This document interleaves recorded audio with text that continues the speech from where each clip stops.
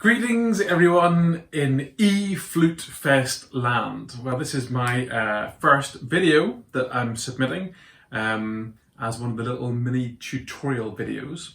And I wanted to talk to you about big flutes really. I own and play professionally all of these big flutes that are surrounding me. I have contrabass, bass and alto flute here. And I wanted to give you really two important bits of information. And the first one actually relates to regular flute playing as well. There is a discussion and perhaps a bit of debate about exactly how much we ought to cover of the embouchure hole on the flute. We generally, I would advise finding this position not with how it feels, maybe with a little bit how it looks in the mirror, check that. But mostly we check the position with our ears because it should become obvious how we set up the flute and how much of this hole that we cover just by listening. So for example, if I don't cover anything at all, you can hear the sound is very, very open and really very sharp as well, because I don't know if you do know this or not, but as you cover the hole, if you listen, the tone actually gets flatter, so that works. This is also important for intonation while you're playing, so you can adjust your bottom lip position in order to also adjust intonation. But that's a whole other video. But yeah, so basically, I would say 30%, about 30%-ish, sometimes more, sometimes less, depending on the dynamic, so we're around the sort of 30% mark for how much we cover. Now, this is where the important thing comes in with the big flutes, because if we get an alto flute and the regular flute together, you can see quite clearly that the hole, the size of the hole on the alto flute is quite a bit bigger in every dimension. So it's deeper, it's taller, it's wider. So in every dimension, it's a bigger hole. But the really important thing is the ratio, the percentage stays the same. So this is why generally it's not a good idea to go on feel, because if an alto flute feels the same as our regular flute, then we're in the tricky position where we're going to be too open. And this is the classic thing with big flutes, is that they sound too open. They sound very breathy, very indistinct, no tone center, and this is a big problem. I should actually just demonstrate what we don't want to do on the flute as well. Of course, we don't want to be too open. We also don't want to be too closed, which sounds all and too like buzzy and dreadful. So we don't want that either. We ideally want somewhere in between,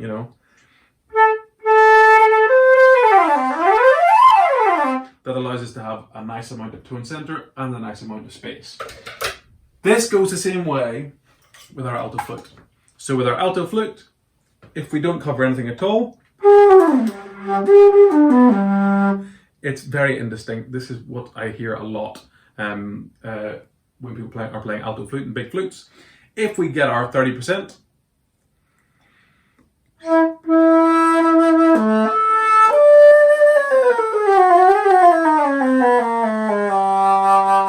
and then we can actually have a pretty good honking sound on the alto flute. And you'll be unsurprised to learn it works exactly the same way on the bass flute. So likewise, the bass flute I will hear a lot.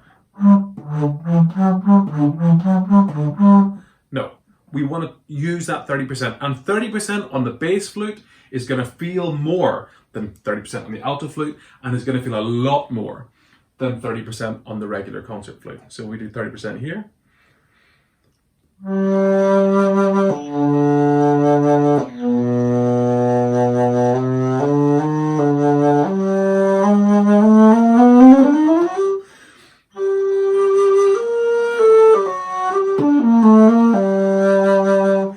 then so we can have, again, a nice, full, well-produced, resonant, sonorous tone on the bass flute that isn't sort of all and empty. Second bit of important information is to do with the setup of a bass flute and the setup of a curved head alto flute, same deal. And the thing, so we need to remember 30% for the embouchure hole, and what we need to remember for the setup of an alto flute, a bass flute with a curved head, and actually also a regular flute if you have a curved head, is 10 o'clock. 10 o'clock. This is the important information. Now, what do I mean when I say 10 o'clock? And so, if we imagine that the central line of the keywork is midday, is 12 o'clock. Okay, so it's 12 o'clock, which means, so if I align this up at 12 o'clock, like that, that's what we don't want. We do not want that. Here's 11 o'clock. We don't want that. We want 10 o'clock. And this is going to be a good position. Actually, if you look at it, we're sort of lining up this crossbar here along with the post here that's holding your trill keys. So I put that at 10 o'clock. Also, we put this at 10 o'clock. So if you imagine that is your 12 o'clock with the brand, you know, the embouchure hole is lined up with the branding in the barrel. So we go to 11 o'clock, and again we go to 10 o'clock here also. So everything's at 10 o'clock, which means that we can actually get a reasonable grip on the flute. Because if you put it too much this way, it's uncomfortable. If you put it too much towards the top, it'll start to slip around, which you can see happening as well. Let me see if I can illustrate this. Yeah, so we don't want that either, where we're starting to slip around. So 10 o'clock. So 30% for the embouchure, 10 o'clock for setting up the bass flute and for curved head alto flutes. Likewise, just to round it off with the contrabass. I mean, I've heard people say that you want to use an airstream like you're cleaning your glasses with a contrabass. No, I mean, no. You know, if we go,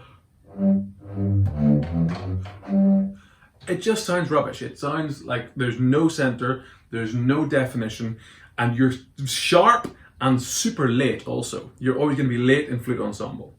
It is possible, but we just got to cover this 30%. And 30% on this particular embouchure hole, which is enormous, is almost going to feel like you're covering the entire embouchure on the regular flute. But this is where we're going to go to. So rather than being here, we are here.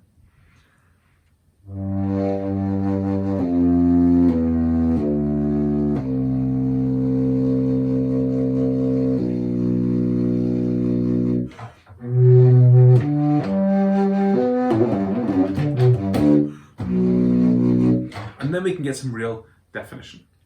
So those are your two figures. First one is 30%, works in the flute, works in the contrabass, works in alto, works in bass, works on piccolo as well. Because likewise, with piccolo you're going to be covering less because 30%, again, it's a smaller hole. So 30% for how much we need to cover. And the second figure is 10 o'clock for whenever we're working with alto flutes with curved heads, bass flutes with curved heads, and actually I guess also regular concert flutes with curved heads as well. So I hope you find that useful. See you on the next video.